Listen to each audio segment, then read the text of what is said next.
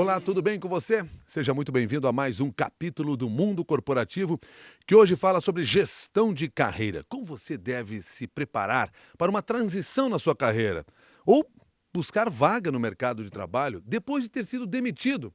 Como fazer?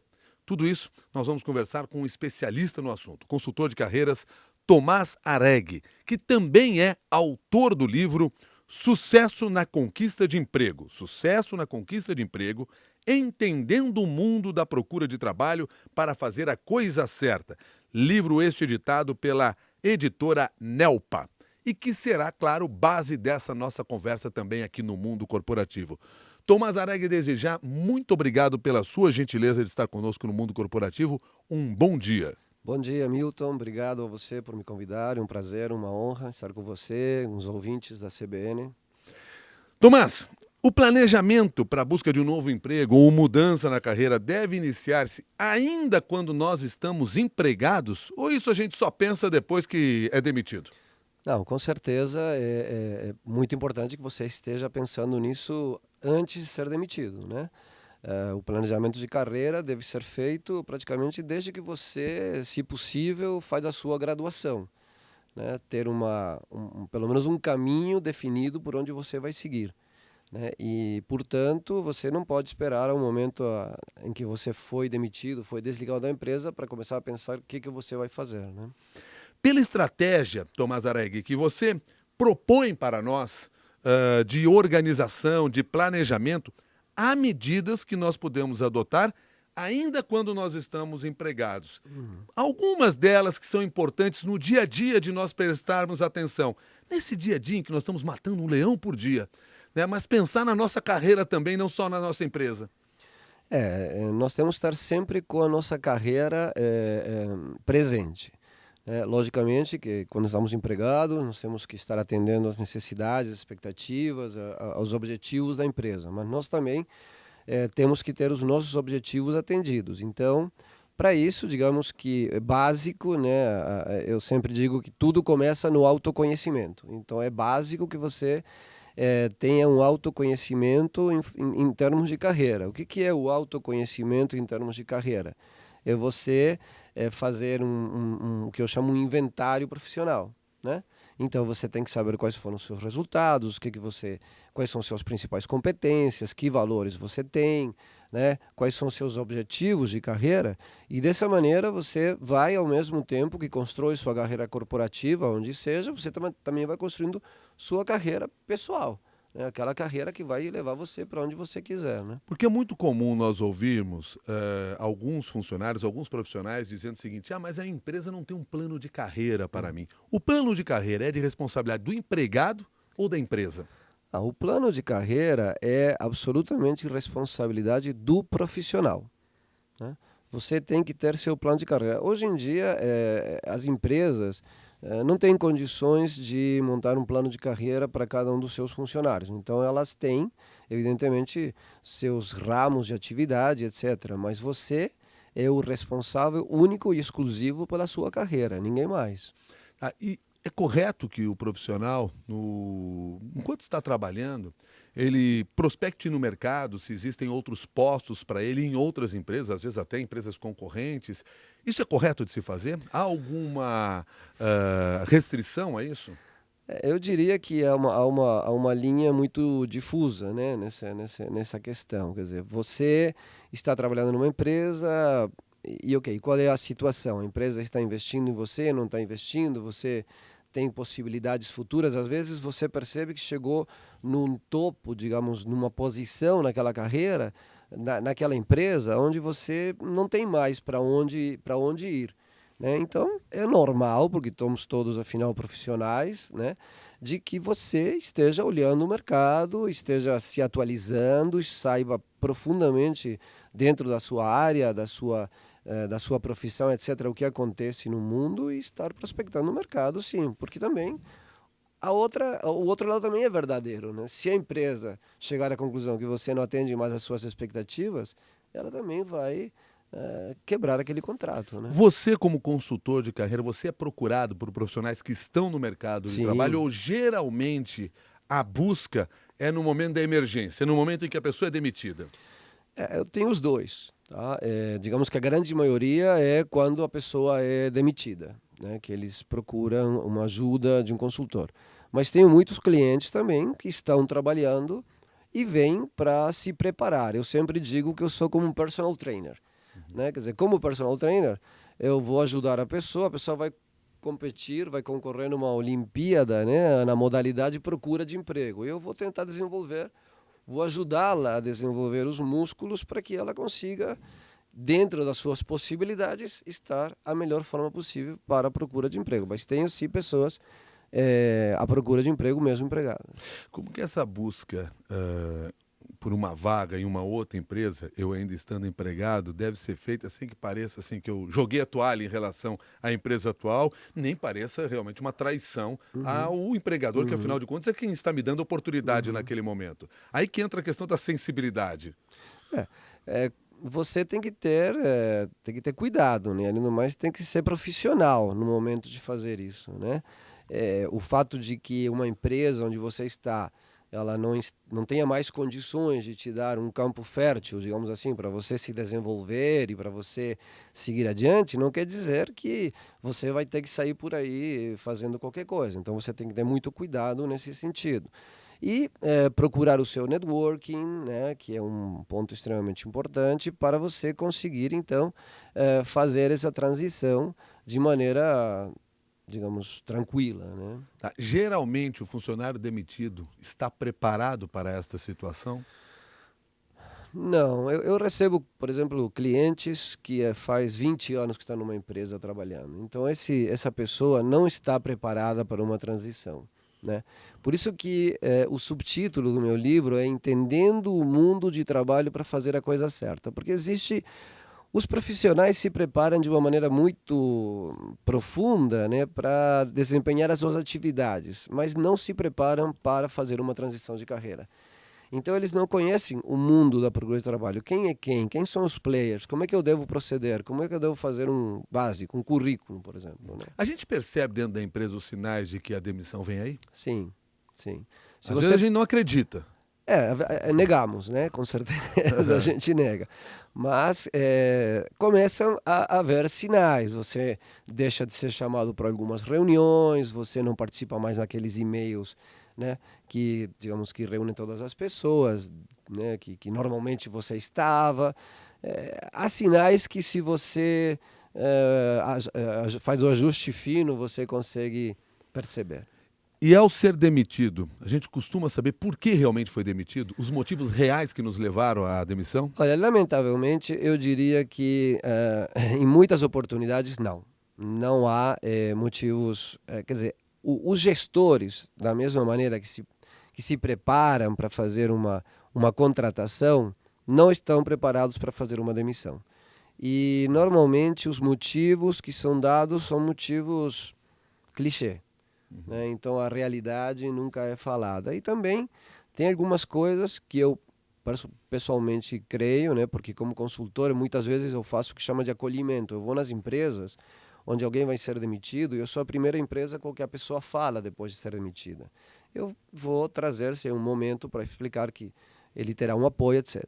E eu percebo que muitas vezes as empresas demoram 3 meses para contratar uma pessoa que passa por 10 diferentes entrevistas e demite em 10 minutos. Então, quer dizer, não há uma correspondência entre os dois, né? Quer dizer, e para esse profissional que foi demitido, ter a razão exata do seu afastamento e identificar essa razão é importante neste replanejar, neste novo olhar sobre a sua carreira? É importantíssimo porque ele tem que, se por algum motivo ele teve um ponto que não conseguiu desenvolver, como chama, um ponto fraco, um gap, etc., e foi por esse motivo que foi demitido ou desligado, ele tem que saber porque ele tem que sair à procura de melhorar esse gap, senão ele vai repetir aquilo constantemente nas outras empresas. O primeiro aspecto que você se preocupa no momento da demissão é com o aspecto emocional, como fica claro no livro Sucesso na Conquista de Emprego. Por quê?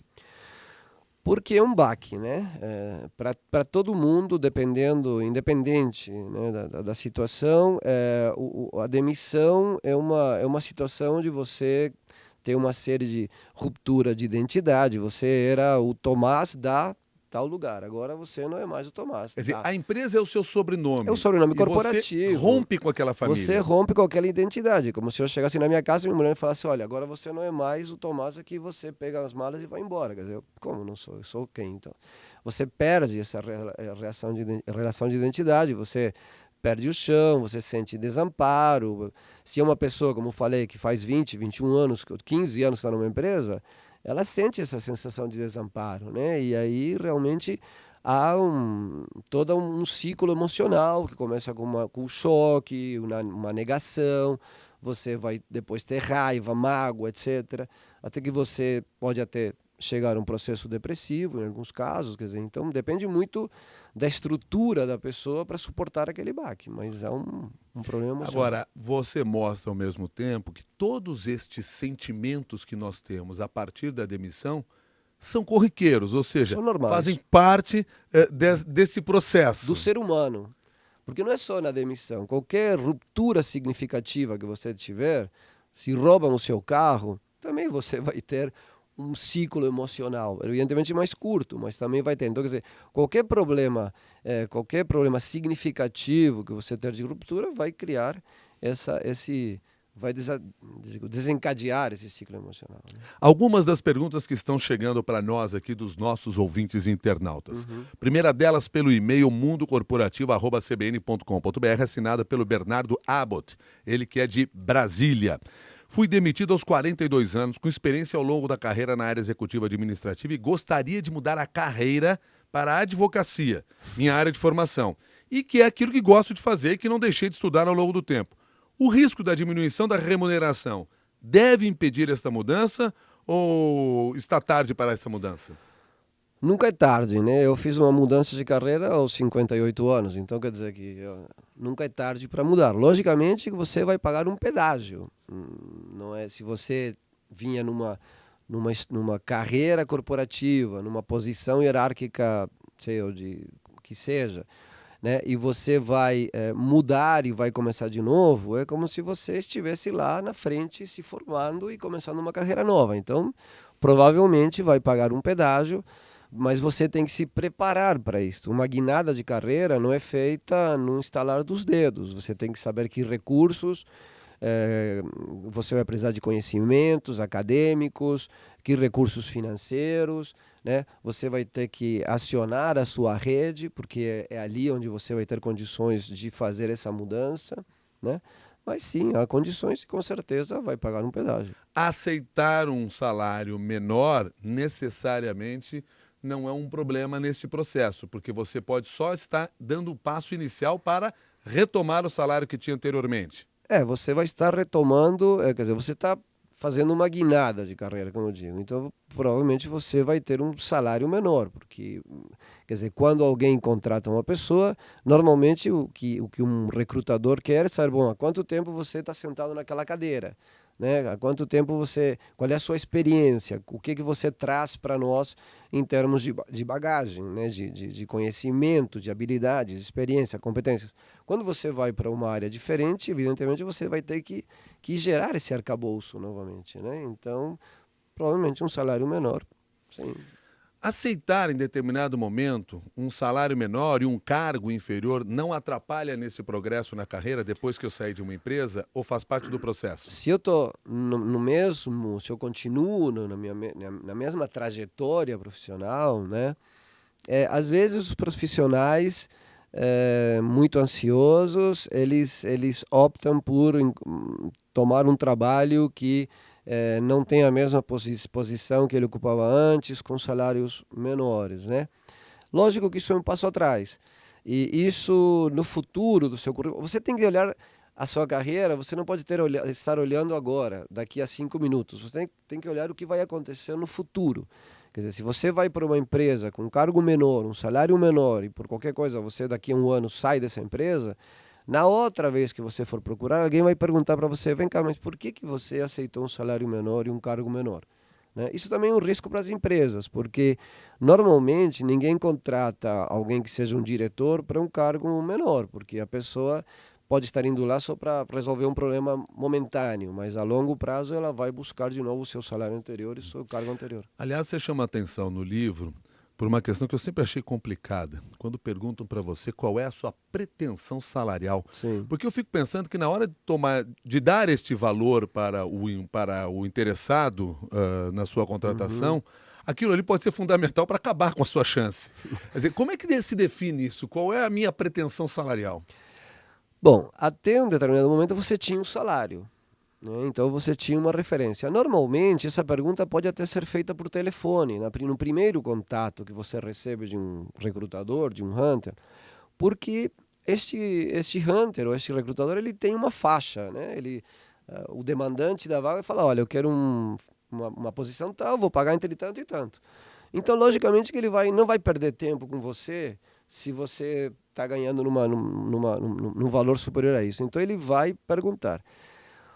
Milton, o lógico é que você fale a realidade, né? Você tem que falar, olha, minha referência é meu salário anterior, você pode pegar o seu salário anualizado, por exemplo, onde vai incluir o salário, o bônus, porque, veja só, salário é um pacote formado por muitas coisas, né? É bônus, é PPR, é o próprio salário fixo, é benefício, etc. Então, você tem que dar a sua referência. Que é seu salário anterior, quer dizer, aí evidentemente você pode correr o risco de que a empresa que está demandando tem um salário menor, mas aí o que você vai fazer? Não pode Quer dizer, fazer na nada. realidade, você também talvez vá ter que começar a se adaptar então a esse cenário, pesquisar isso claramente, Sim, saber quanto estão pagando no sim. mercado, quanto você deseja, você vai precisar pensar bem se você não está pedindo alto demais. Se aquela realidade que você tinha na empresa anterior, já era. Já era, porque muitas vezes pessoas com uma longa trajetória numa empresa, elas vão adquirindo ganhos, né, anuais de salário que fazem com que o salário dela extrapole as faixas salariais, né? Mais ainda no momento de crise como agora, eu percebo que alguns salários estão reduzindo o salário. Então você tem que ter primeiro noção de qual é a faixa daquela posição no mercado, né?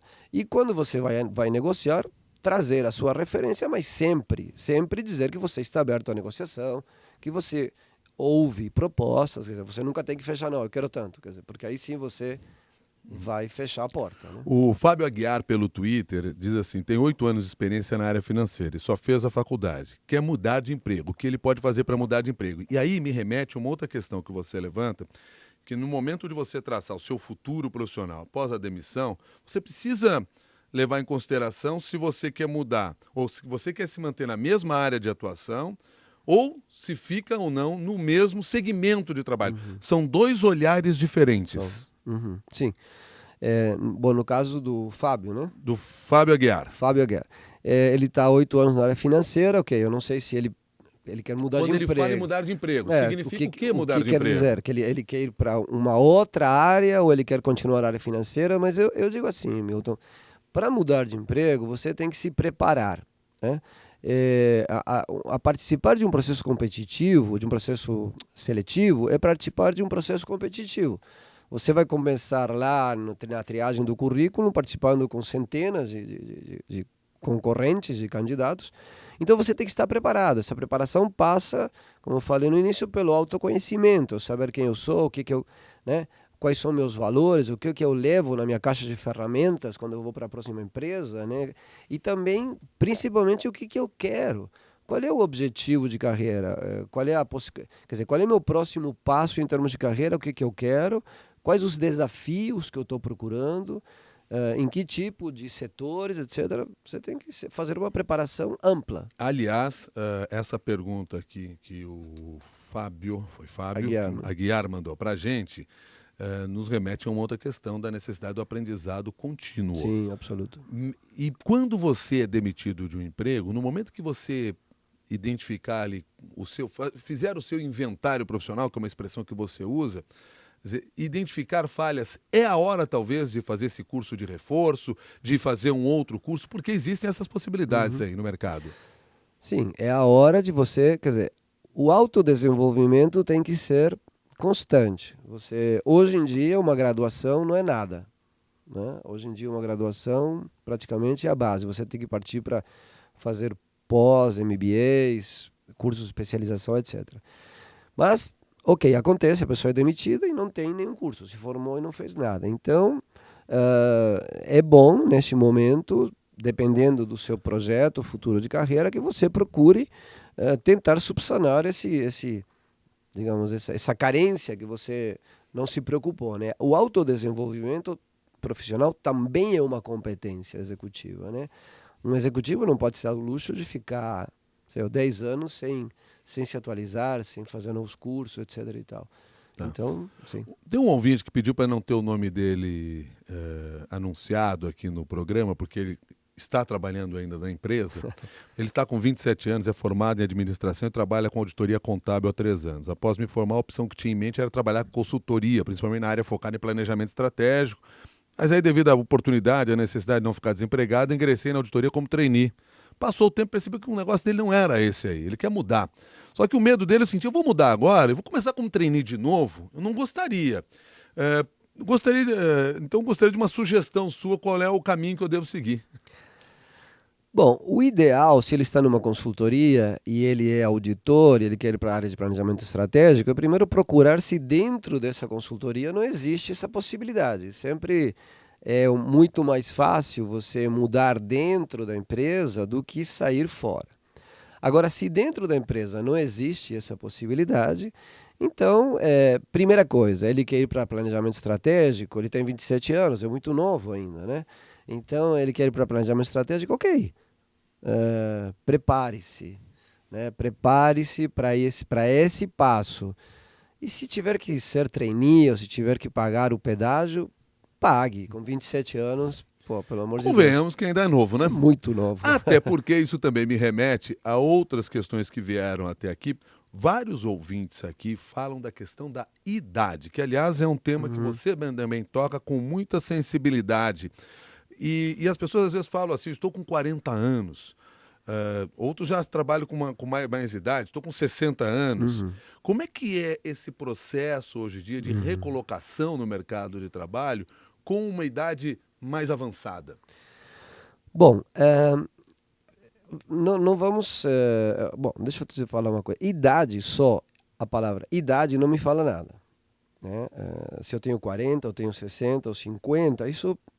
Tudo bem, não vamos quer dizer, ou ser fantasiosos de falar de que muitas empresas demandam, né, uma posição e elas, embora não seja publicado e não seja dito, mas elas sabem que elas querem profissionais dentro de uma faixa de idade. Mas idade somente não quer dizer nada.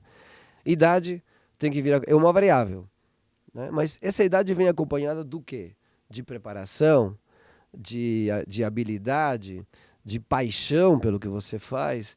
Essa idade vem acompanhada também de energia, né? Eu recebo muitos profissionais com 58 anos que têm muita mais energia que uma pessoa de 40. Isso é claramente visível quando você vai a uma entrevista. Se você está com aquele brilho nos olhos, se você está com aquele entusiasmo. Eu até trago no livro um exemplo de um cliente que eu tive, foi, acho que talvez o cliente, né, que mais sênior que eu tive, tinha 64 anos, mas ele era extremamente preparado, tinha passado por empresas e tinha feito trabalhos excelentes, falava 4 línguas. Ele se colocou em menos de 3 meses, eu acho. Quer dizer, então, só idade não me fala nada. Você muitas vezes e você chamou a atenção no livro também, muitas vezes você sai com uma idade um pouco mais avançada de uma multinacional, mas certamente empresas nacionais estão em busca de alguém tão experiente quanto você, com as informações que você tem, com tudo aquilo que você construiu. Então você não pode abrir mão dessa sua experiência simplesmente porque nós estamos enxergando aí a chegada de gerações muito jovens, cada vez mais jovens. Muito jovens, com muito conhecimento, mas pouca experiência, né? Isso é uma realidade. Então, essa pessoa que está saindo hoje de uma empresa multinacional, numa idade já um pouco mais avançada, existem milhares de empresas pequenas, médias e pequenas empresas, ótimas empresas, onde esse profissional terá condições plenas de continuar desenvolvendo suas competências, né? Trazendo aquela experiência que ele conquistou, que ele construiu durante o seu processo, né? Então, sim, ir para pequena e média empresa é uma opção que eu sempre recomendo para todos os meus clientes. O Sérgio Iariwaki, que participa aqui pelo Twitter, ele até comenta assim: mudança drástica de carreira pensando no aumento de expectativa de vida. Tem algum detalhe especial? E aí ele complementa assim: já que as empresas já vislumbram estágio para pessoas com 50 e 60 anos? Bom, temos o filme, né, do Robert De Niro, né, Exatamente. o estagiário, e até saiu um comentário também no Estadão, né, justamente sugerindo isso. As empresas, eu acho que elas vão ter que se repensar na questão idade. Porque hoje, profissionais com 60 anos, eles estão, assim, com todo o gás, né, para continuar trabalhando. Então, eu acredito, se a gente olhar a evolução da pirâmide etária do Brasil, que já não é uma pirâmide, é um cilindro agora, né? Elas têm que repensar a possibilidade de trazer profissionais experientes, com capacidade para a sua empresa. Não sei se estagiários, mas sim, eles vão colaborar muito bem. Bom, o Elmiro Filho, pelo Periscope, chama a atenção para uma questão que eu gostaria que você explicasse melhor para nós como é que isso funciona. Porque ele diz assim, tem algum cargo ou profissão determinada que justifique a busca de um headhunter. Explica para nós como é que é essa questão no mercado. Tem o headhunter, tem as empresas, as agências de emprego, tem o consultor de carreira. Como é que se controla isso? Quem é quem neste processo? Perfeito. Essa pergunta é ótima, porque isso é a grande grande confusão que existe, né? O headhunter é um profissional que foi contratado por uma empresa que demanda por uma vaga, uma posição na sua empresa. Então, qual é a preocupação do hunter? É procurar alguém que se encaixe naquela posição. Essa é uma das principais preocupações do headhunter. E a outra preocupação do headhunter é também procurar novas empresas demandantes de vagas. A pessoa que está desempregada não é cliente do headhunter. Quer dizer, ok, tem pessoas que eu tenho clientes fora da curva, que são excelentes, e outros que também, mesmo que não sejam excelentes, que você deve procurar sim, tentar, se é possível, com hunters, para que te conheçam, para que em determinado momento eles se lembrem de você quando surja uma possibilidade. Mas ele não será alguém que vá a procurar um trabalho. Aliás, eu queria deixar uma coisa muito clara aqui. A procura de emprego não é terceirizável, né? Quem deve procurar emprego é você, não tem ninguém. Tem muitos clientes, pessoas que me chamam e me digam: olha, Tomás, eu queria que você me colocasse. Eu não tenho esse poder, ninguém tem esse poder. E quem dizer que tem esse poder está mentindo. Então, primeira coisa, hunter é isso. Ele vai fazer o in place, ou seja, vai colocar a pessoa dentro da empresa. O cliente do hunter é a empresa. É a empresa, não é o desempregado, tá? Agora, dependendo, né, do nível hierárquico, etc., a pessoa pode procurar sim um consultor de carreira, e o consultor de carreira vai fazer o quê? Vai ajudar esta pessoa a se preparar para ir ao mercado. Foi o que eu falei no início. Ninguém vai achar o emprego, ninguém vai te pegar na mão e falar: bom, vem cá, essa é a tua mesa, agora você começa a trabalhar amanhã às 8 horas. Quer dizer. O consultor de carreiras me ajuda a fazer o inventário profissional? Sim, claro, exatamente. Esse é o objetivo. Porque o que é essencial quando eu vou construir esse inventário? É se conhecer. Porque veja só, quando você vai participar de um processo seletivo, o assunto vai ser você, né? Esse é o assunto. Então, você tem que saber contar a sua história, você tem que trazer aquilo, as suas competências, as suas habilidades. Você tem que mostrar para o entrevistador, né, por que você é a melhor pessoa para ocupar aquele cargo, né? Quais foram as situações em que você passou, que você resolveu de maneira diferente, ou etc., né? Então, esse inventário, o principal objetivo é que você se conheça, que você saiba também quais são os seus valores, né? Porque você não, se você tem uma pessoa mais de um determinado modo, você não pode talvez participar em empresas que são mais agressivas, né? Que isso vai gerar em você um desconforto, você não vai durar naquela empresa. Então você tem que se conhecer para saber e estabelecer seu objetivo de carreira, para saber quais são as empresas onde você poderia trabalhar, qual é o passo que você quer dar e o que você leva para contribuir, né? LinkedIn, headhunter, agência de emprego, amigos, vizinhos. quem mais ajuda a encontrar um novo emprego hoje em dia? Tudo ajuda, né? Mas eu diria assim, networking, que é você falou, amigos, vizinhos, o cabeleireiro, o marceneiro, etc. Todo esse pessoal que você conhece, toda a sua rede de relacionamentos é quem mais vai ajudar você a fazer essa transição. Por isso você tem que manter sua rede sempre alimentada, não esperar aí sim a ser demitido, falar, bom, agora vou acionar a minha rede. Você tem que estar em contato com a rede constantemente. Networking é responsável, isso não é lenda, por 65% a 70% das recolocações, né? Indicações. Mesmo que alguém indique você para um hunter, ok, o hunter deu andamento ao processo, mas você foi indicado, né? LinkedIn é uma ferramenta extremamente importante, todo profissional deve estar lá no LinkedIn, porque com o LinkedIn atualizado, eu enxergo inúmeros LinkedIns que a pessoa não atualizou, então ninguém sabe se você está ou não está naquele emprego, etc.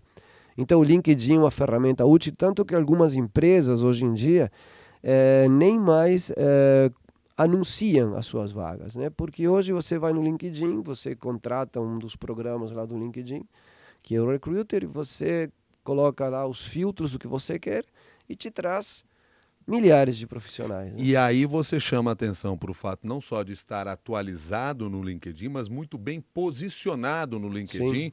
através das suas competências, dos seus objetivos, porque isso vai ajudar você a ser encontrado pelo mercado. Claro, exatamente. Quanto melhor, mais... Porque, como diz, o LinkedIn tem filtros. Então você coloca o cargo, tipos de empresa de onde vem, etc., quantidade de anos, e ele vai fazer a busca na plataforma, né?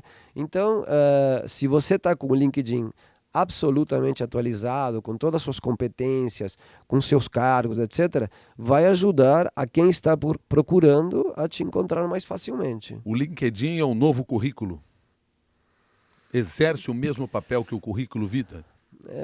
Não sei se é o novo currículo, mas pode ser que a longo prazo se torne digamos que o currículo papel deixe de existir e você esteja lá com o seu LinkedIn, porque normalmente o LinkedIn é praticamente uma repetição do currículo. Né? Então... E que ajuda você a organizar esse currículo também, o seu perfil lá no LinkedIn. Porque também, já mas tem as ferramentas para isso. Sim. Normalmente você primeiro trabalha no currículo, depois vai ao LinkedIn. Mas também poderia você começar no LinkedIn a ir estruturando, né? Porque ele já está, digamos, estruturado para te ajudar. Né? Aí eu sou convidado para uma entrevista, passei por todas essas barreiras, resolvi meus problemas emocionais. Como é que eu dou a resposta certa para não perder o emprego? Essa pergunta é complicada. Mas você também, veja só, uma entrevista de emprego, ela não é... lógico que existem inúmeras possíveis perguntas, mas normalmente as perguntas, de novo, vão girar sobre você. Se você se conhece, então você tem como responder. Mas assim, algumas dicas, né? Tem que você entender que da pergunta que faz um entrevistador sempre procura buscar os seus comportamentos de alguma maneira, né? Porque esses comportamentos, esses verbos de ação trazem a ideia das suas competências, né? Então, não fale mais do que é perguntado. Às vezes a pessoa quer dar uma floreada e nessa floreada dá um tiro no pé, né? Nunca minta, nunca omita, quer dizer, e assim como você faz um inventário pessoal, também o consultor de carreira vai te ajudar a te preparar para uma entrevista, né? Ou seja, conheça-se bem e seja honesto. Isso já falava, né, antigamente, né, conhece-te a ti mesmo, né? Conhece-te a ti mesmo, exatamente, que é uma boa maneira de você tentar resolver. E aí, se a resposta que você deu não é a resposta que agradou o entrevistador, talvez seja porque aquela vaga não era para você mesmo. Aquela empresa não merecia você. Claro, você tem que ser honesto, principalmente com você mesmo, porque senão você pode correr o risco de entrar numa empresa que não tem nada a ver com você. Então, quando as pessoas, às vezes, a gente faz treinamento, entrevista e tal, e aí, na véspera, me ligam, Tomás, amanhã vou na entrevista. Ok, vamos tranquilizar e tal, mas digo, seja você. A primeira coisa que eu falo, seja você. Porque se você é você, não tem erro. Não, tá certo. Tomás Arregui, muito obrigado pela sua gentileza de conversar conosco aqui, trazer parte aí dessa sua experiência como consultor de carreiras, colaborando com as pessoas que estão aí nos acompanhando no mundo corporativo. Até uma nova oportunidade. Obrigado, Milton. Até a próxima. Então. Tomás Arregui, que é consultor de carreiras e autor do livro Sucesso na Conquista de Emprego, Entendendo o Mundo da Procura de Trabalho para Fazer a Coisa Certa. Tem de forma até bem mais detalhada nesse livro aí, uma série de questões que foram tratadas aqui durante a nossa conversa.